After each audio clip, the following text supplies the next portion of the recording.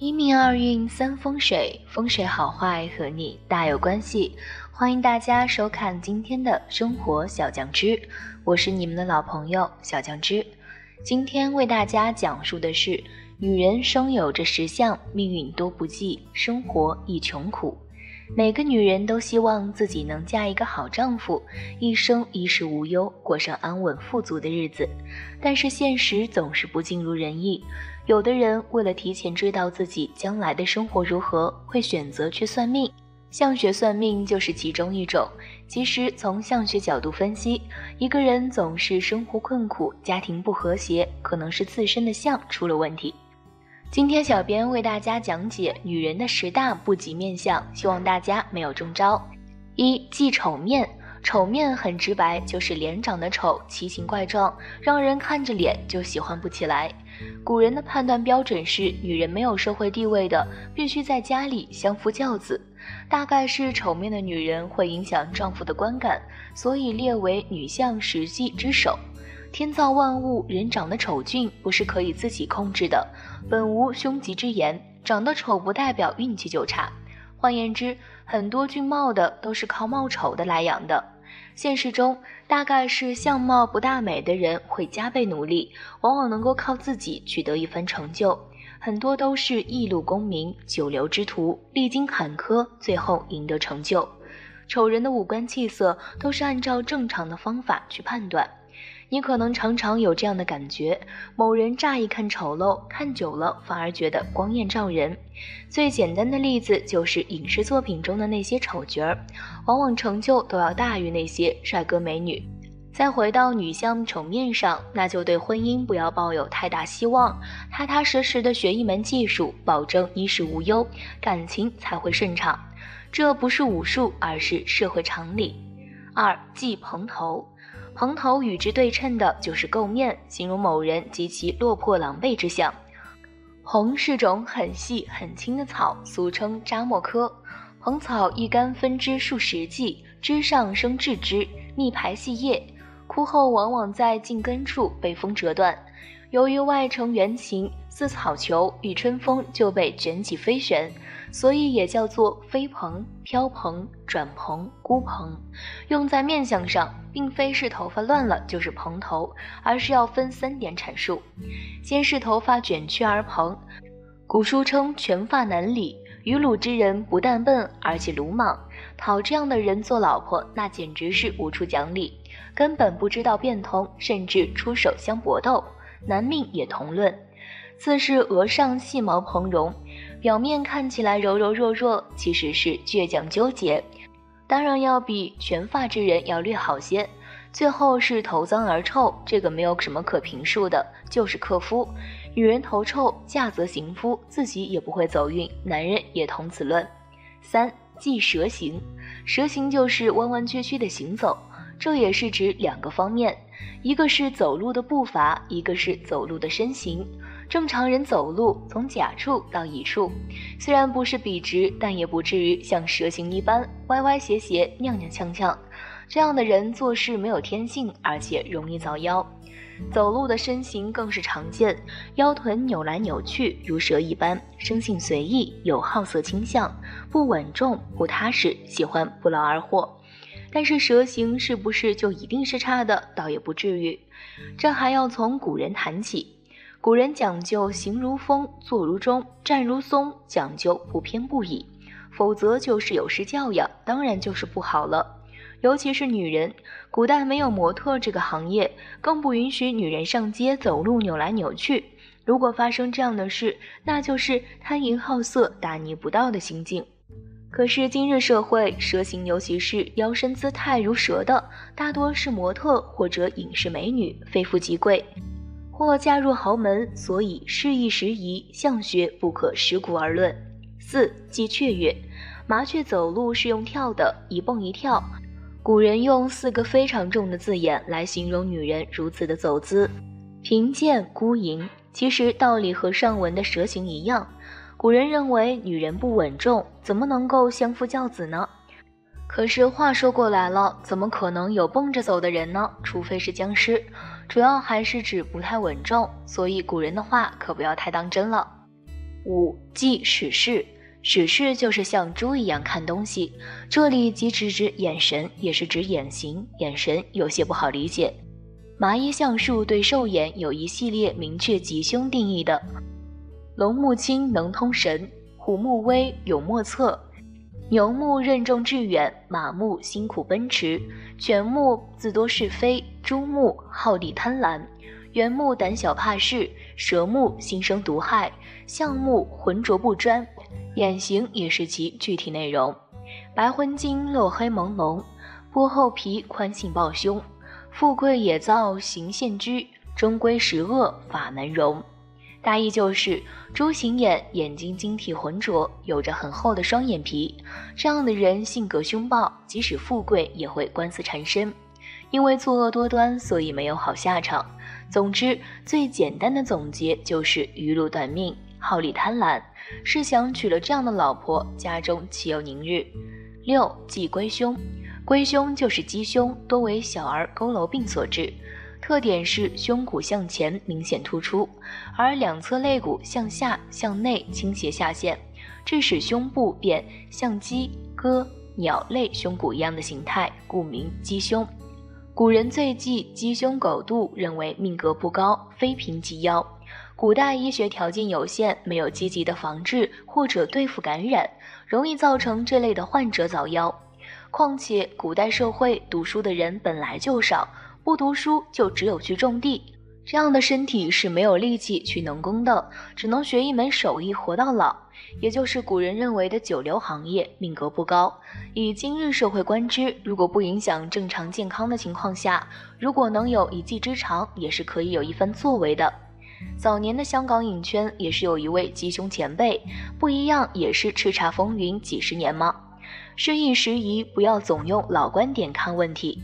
再回到女相话题上，古人恐怕考虑的就是生育问题了，比如是否能够正常生产，会不会有遗传，毕竟古人的思想是不孝有三，无后无大。7. 忌眉反，眉反指眉形反，也指眉毛腻，眉以平顺略弓为美，过之则为反，反也指湿气，眉尾下垂如吊死鬼，是眉相阴反，眉尾插鬓如王熙凤，是眉相阳反，眉眼不配如浓眉小眼，也是眉相气反，眉毛竖起，眉头带剑，眉浓眉浊，都是湿气。在面相中，眉为交友宫，又是斑损学堂，代表人的智慧程度。后浓烟稠不但主运质，还代表心急性烈，娶这样的人做老婆，男人要被打的哟。8. 忌声雄，声雄，女人说话像男人一样。古人把五官当作外相，声音当作内相，对声音进行了金木水火土5种区分。金声和润，水声圆急，火声焦烈，土声沉厚，木声高亢，然后把声音和人体的五行对应。譬如木型人声音焦烈，木生火相生的格局就是吉了，反之木型人声音和润，金克木就是凶了。其实这种硬性五行性的划分在实际的批相上是无法辨识的，但是女子生雄并不见得是坏事。居家过日子要比男人能干，并且能够指使男人做事，在过去社会肯定就是逆反常理了。所以女命生雄，在今日可以认为女人比男人更有韧劲，更能拼搏。9. 忌滋唇，滋唇就是嘴唇上生胡子，也就是今日所说的胡子美女。面相学家认为这样的女人是阳气外泄，阴气虚耗，因为男人是阳包阴，女人是阴包阳，既然保不住就泄了。不男不女，似男似女造成的性格，也就是女人太男性化。最简单的理解就是缺少雌性荷尔蒙。在古代，古人的观点是女人是阴，男人是阳，女人要柔，男人要刚。像男人的女人肯定就是克夫了，而且既然脾气不好，肯定顶撞公婆，缺少雌性荷尔蒙，那么生育能力就会打折了。综上拿到今日社会，生小胡子的美女除了代表个性像男人，并没有什么不良的信息。10. 忌臀高，臀高就是屁股高翘。在看京剧的时候，当神将出场时，肩和臀都是需要垫高垫厚的，譬如钟馗的打扮，因为这样看起来威武。这在身体上是无可厚非的，并无吉凶可言。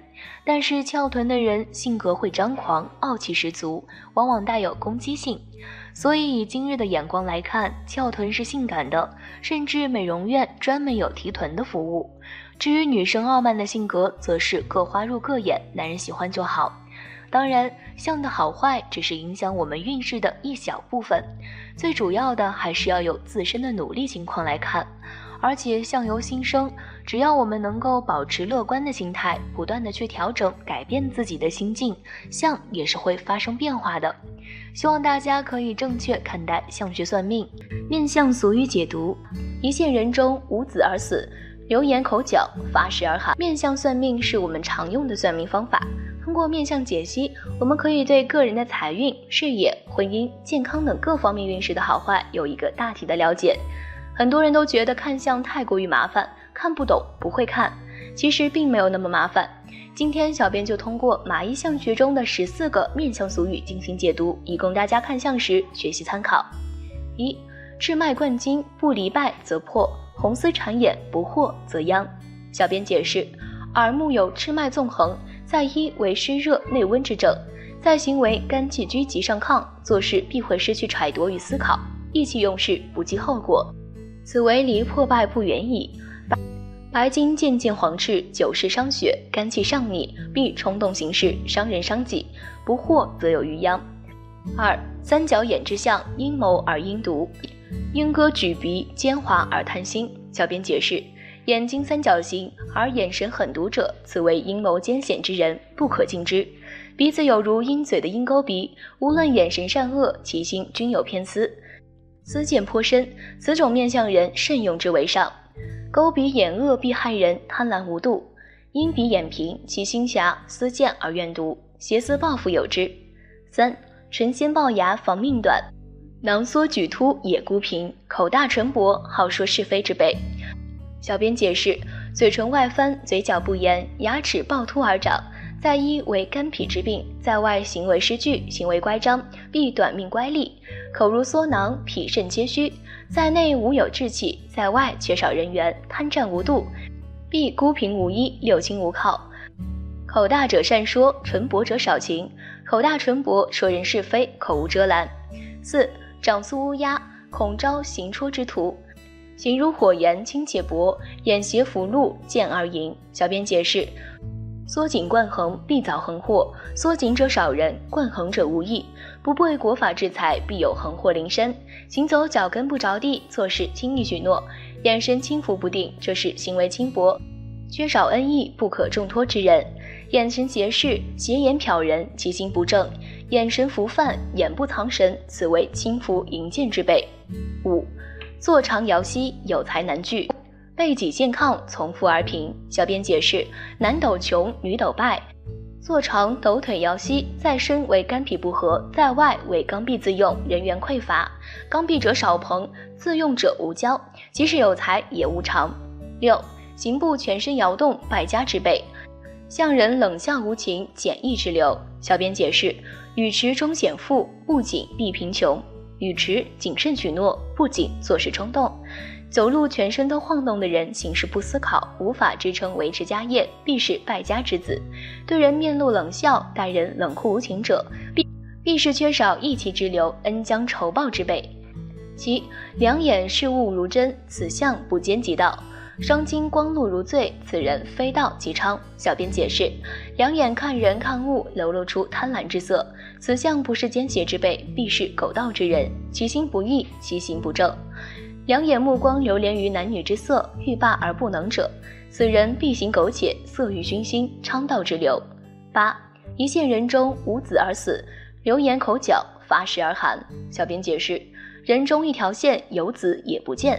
人中为任脉和督脉合合之处，阴阳合而万物生，人中平满或只有一条窄线，这是先天肾气与后天脾胃虚亏之人，难以生育子女。嘴角不能合拢，长闭不言者，嘴角流焰，这是后天脾胃气虚，财产虚花，衣食不足，缺乏贫困之命。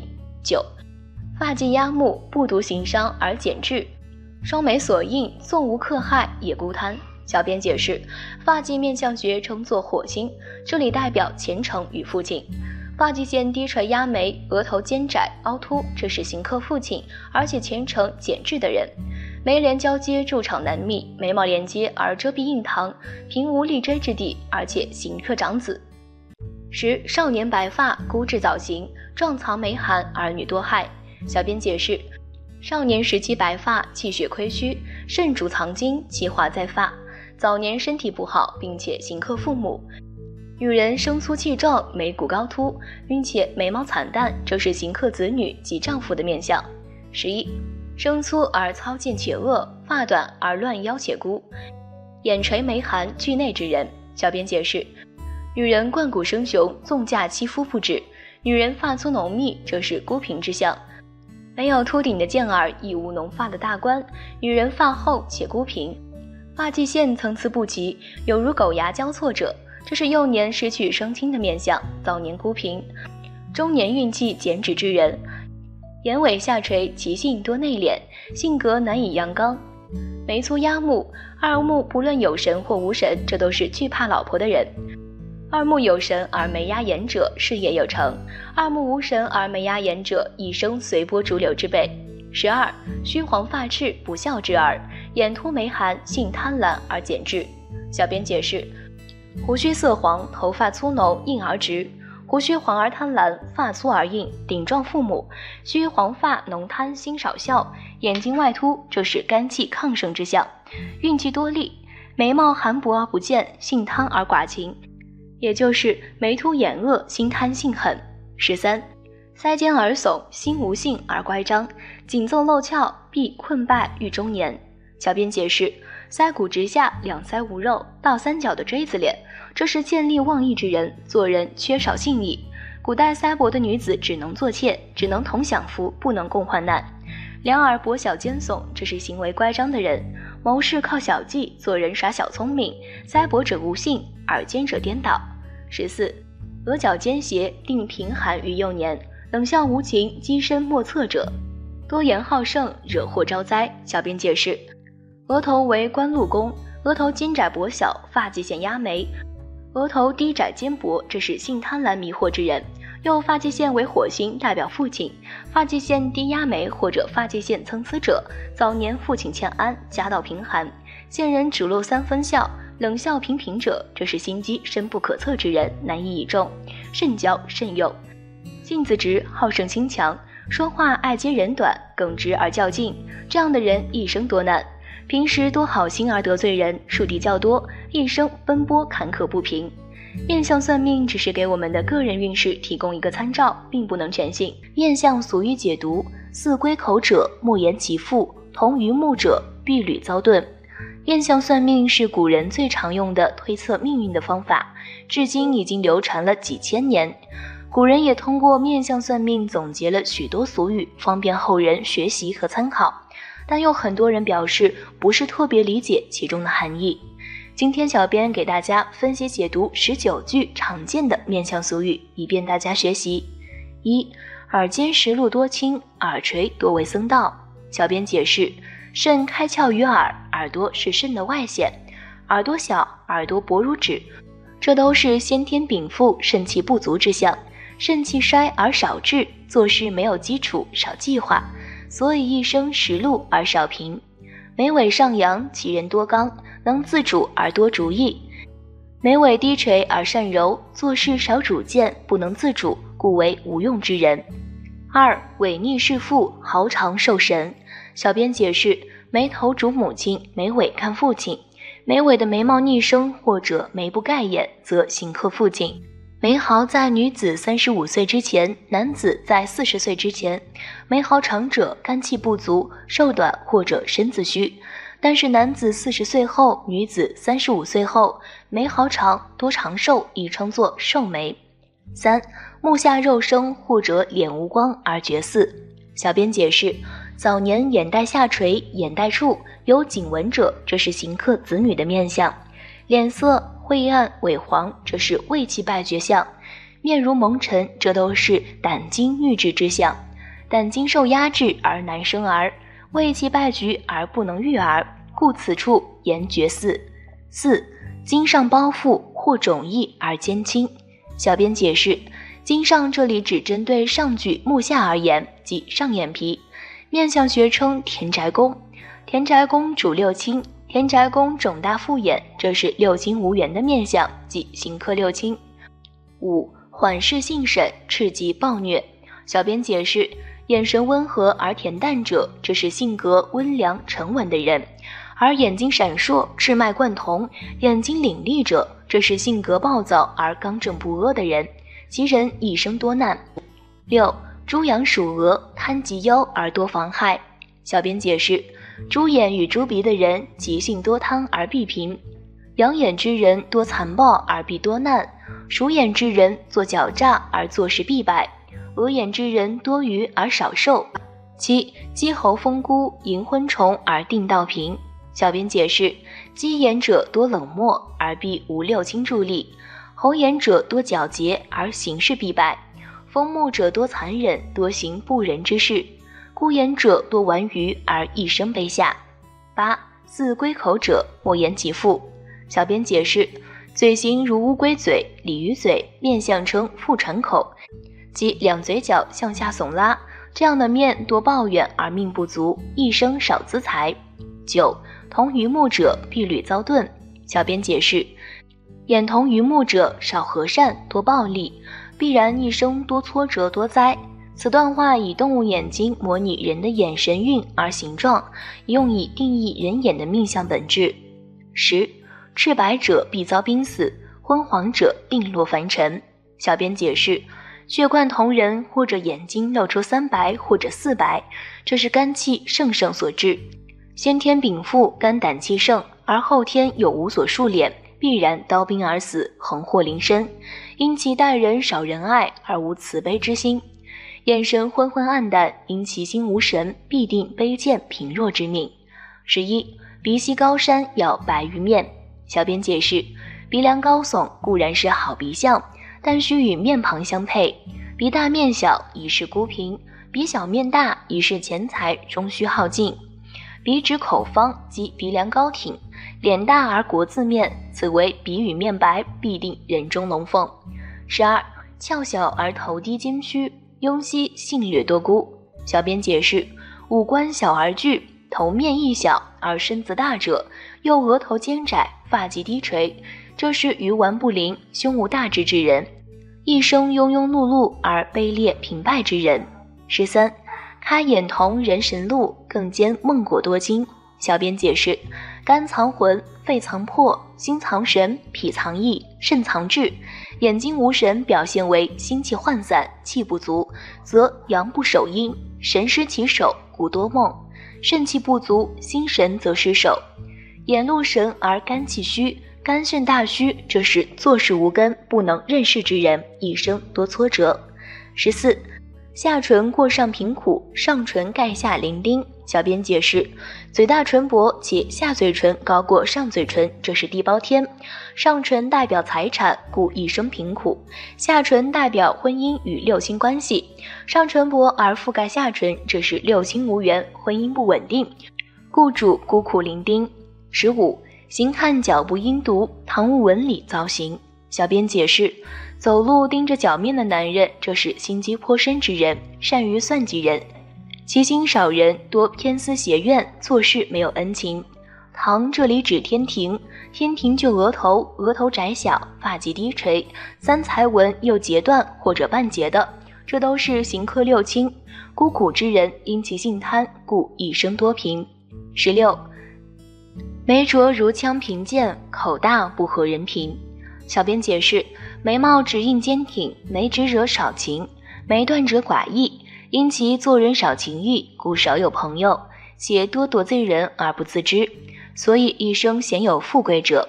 嘴大唇薄，嘴角闭合不严实，令解为口无遮拦，这是一生没有财产与六亲享受之人。17. 面细身粗合用，口角下垂无路。小编解释，成功者多头大，失败者皆头小。身子大而头小，一生事事难成，无用之人。嘴角与嘴唇都是脾的外窍，脾土主财路，嘴角下垂多怨毒，其心少善，故一生清源与财产多败而无路。18. 准头黄色多心，鼻酸人不入相。小编解释，准头即鼻头，不包括鼻翼和鼻孔。准头为土宿，土为田产家财，准头正常肤色，这是天人进产的预兆。鼻头尖尖，鼻孔严实不漏，鼻孔细小，鼻梁如刀而露骨，这是尖酸刻薄、少情寡义之人，故不入相。19. 皱眉人不聊生，口句浮声潺潺。小编解释，眉毛浓黑，眉帘交接，筑场难觅，无事眉头紧锁，眉锁印堂，这都是创业艰难的人。口如缩囊，口小前绰，口角周围皱纹缩聚，都是一生平败交加的人。以上就是小编对于这些俗语的个人理解。如果你有不同见解，或者有什么不懂的地方，可以留言，大家一起学习讨论。面相俗语解读，脸上3条杠，一个捏皮相。好久没给大家做面相俗语解读方面的内容了，不知道大家还记得多少？是不是全部都忘了？大家一定要记得温习。今天小编继续来给大家解读24条面相俗语，供大家学习参考。1. 面赤如烈火，寿短夭亡多。小编解释，面色赤红有如烈火的，这是阴虚火旺症，如果不及时中医诊治，则有短寿夭亡之患。2. 杯酒脸鲜红，性直口如风。小编解释，酒性五行属木，饮酒则入肝经，而肝主藏血，肝脏是血家，饮酒则生阳，因而脸色泛红，这是肝经健康的标志。而肝主人，所以饮酒脸红的人容易交往，性格直率而无所隐藏。至于饮酒则脸色清白的，小编认为肝脏五行属木，木的原色是苍青，一旦饮酒脸色泛青气的，这就是肝脏已经不健康了，及时医治，纵酒伤肝，慎之。3. 酒不上脸，为人阴险。小编解释，饮酒脸色不变，或者脸色泛白，或者脸色偏暗青色，这都是肝经或虚或实有疾患的特征。而肝主人，儒家五常首先提出仁义礼智信，仁就是仁爱众生，义就是责任，礼就是礼教，智就是智慧学识，信为诚信。所以肝经有病的，容易冲动而产生破坏力，属于不安全的人，或者自私功于心计的人，小心为上。4. 脑壳朝前窜，难活1年半。小编解释，在古代生小孩，如果婴儿额头过大朝前，眼窝深陷的，这样的婴儿难以养活成人。5. 脸型呈正方，聪明有主张。小编解释，古代有国字面能为官，脸型方正的人做事有坚持，忠诚度高，能够尽职尽责，能够成人成事。6. 人中宽大，定寿长，人中平浅，多短寿。小编解释，人中位于鼻转下方的上嘴唇中间窄沟，这里是任脉与督脉的交汇之处，也就是阴阳和合之所。任脉和督脉如环无端，在此相合，主一个人的后天胃气与先天肾气交合。所以人中如果沟绪分明，而且人中身长，这是先天肾气与后天胃气充足，这就是长寿的面相特征之一。相反，如果人中短而沟绪浅浅，这就是肾气与胃气不足的，寿命必然不长久。7. 大头大脑，长大吃好。小编解释，面相学有说，失败者不乏脑袋小之人，而成功者不缺头大之人。民间有脑大不笨之说，脑袋大就会额头饱满，额满多痣，脸形成国字，国字面能为官，所以头大面方之人衣食无忧，或有学识，或者权柄。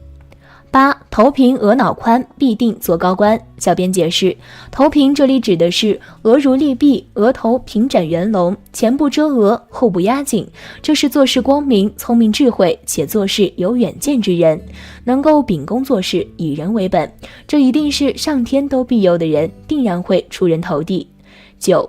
天庭饱满，地阔方圆。小编解释，天庭就是额头，额头圆阔，额头平满，额头明润宽平，这是智慧型人，善于学习和思考，能够料事于先。地格包括腮骨与下巴，腮部最忌向脸的两旁凸起，这是反骨，其人必定恩将仇报。反骨必然遭遇横祸，其次忌讳没有腮骨，两腮无肉则没有恩义，其人必定是忘恩负义。腮骨平而微微内收，这是做事有坚持、诚信度高的人。下巴大小适中，忌讳肩长的，忌讳过宽的。下巴肩长者挑剔，下巴过于广厚者善阴谋。天庭主贵，地格主富，贵就贵在不惑，富就富在人心。10. 脸上3条杠，一个捏皮相。小编解释，脸上3条杠指的是鼻子3弯。古代有鼻子3弯，其人必尖之说。3弯就是鼻梁外弓，鼻头尖入鹰嘴，向内勾取，鼻翼漏孔的，这是标准的鹰钩鼻子。鹰钩鼻子无论表现多好，其秉性都属于自私，并且善于算计人，出发心以自我利益为中心，没有利他心。11. 脸型如满月，热情又大方。小编解释，脸型有如满月指的是五官端正，脸型微圆，眉清目秀，鼻直口方，这是为人热情又多有助人之心。12. 印堂与肤同，做事行顺风。小编解释，印堂位于眉毛中间的额头部分，这里代表着一个人做事的魄力。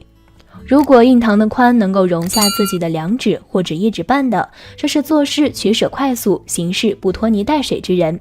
13. 印堂带红色，不祥即刻来。小编解释，印堂部位必须是正常肤色，如果出现其他任何颜色，都是不祥之兆。印堂发黑，这是增长有忧；印堂发红，这是破财之余。14. 脸上无肉，做事寡独。小编解释，面相3大忌之一就是脸上皮包骨，俗称两腮无肉。皮包骨而面相青黑者，这是内心狠毒之人，做事无情无义，阴险歹毒，这是交不下的人。15. 生性聪明，办事能干。小编解释，生性聪明的人俗称响鼓不用重锤的，其人有智慧与头脑，能够知道自己做什么，该做什么，这样的人办事不出差错。16. 越喝脸越青，为人心肠狠。小编解释，与朋友聚会饮酒，如果某人喝酒的时候喝得越多，脸色越是青色，这是肝气过盛且肝脏已经病重的人。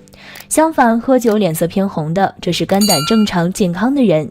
一旦喝酒脸色偏青，这是做事残忍，做人缺少仁义之心，破坏力大的人。与人交往翻脸无情，对朋友会痛下杀手的人，敬而远上为之。17. 尖嘴猴腮，诡计多端。小编解释，嘴型前绰而尖尖的，这是专门挑拨是非的人，其心不善，见不得别人好，为人刻薄寡恩。猴腮的人两腮无肉，腮骨有如刀削般直下，这是做事没有诚信，做人没有包容的人，善于阴谋诡计。18. 脸壳一个锥梨形，说话不怕亏死人。小编解释，脸型额头饱满而大，并且向前凸起，有点寿星头的，两腮尖瘦，没有腮骨的，这样的面相说话有力，语言尖酸刻薄，专门记住别人的不好，从来不念人家的恩情，不知道感恩。19. 面色白如银，皆是富贵人。小编解释，面色白皙的人成功的多，面色正常，肤色就是最健康的。这里面面色如白还有一层含义，那就是金的颜色为白，五行的金代表做事有尺度的意思，做事有原则有规仪，一定是富贵的人，并且能够富贵悠久。20. 脸上白胖是个憨相。小编解释，脸色白净而偏胖的，这是有福气的面相，知道怎样说话，如何与人相处，前提是鼻头圆厚，脸型有如满月，额头饱满，口如四字，牙齿洁白尖密，这是聪明智慧忠诚度高的人。这样面相的人在社会上既不能发富发贵，但也会受到身边人的尊敬，人生有成。21. 白脸250，黑脸神骨。小编解释，脸色白而圆的，额厚腮满，鼻翼有力，唇红齿白者，这是仁义而诚信的人，可以作为朋友相处。脸色黝黑但是正常肤色的，这是做人有主意，坚持有坚持的人，眼神善良而温和，可以作为依靠的人。22. 脸上黑的出奇，搞事有把子力。小编解释，脸色黝黑，黑中发亮，但是正常肤色的，这是做人有仁爱，做事有舍己为人的面相，凡事不达目的不罢休，勇于担当。23. 满面红光，财星加旺。小编解释，脸色正常肤色，少年微微粉色，而中年泛红晕的，这是正在走大运的人，兴家立业、家业兴旺的面相。24，脸黄泛青，不仁不义。小编解释，脸色蜡黄，健康方面是脾胃病，脾胃主土，代表骨肉至亲。一旦这样的脸色，则至亲骨肉也难以依靠，脸色青黑，这是肝气病患的。肝主目，目主仁爱，所以这样的面相做人不仁，做事不义气。面相俗语为我们看人识人提供了一个参考，也为我们的运势吉凶提供了一个参照。但是毕竟这是古人看相的方法，有的放在现在已经不适用，建议大家一定要有选择性的去学习。好了，今天的分享到这里就结束了，希望大家能够喜欢，记得给小编点点关注和小铃铛，小编会继续给大家分享更多有趣的命理内容，我们下期再见。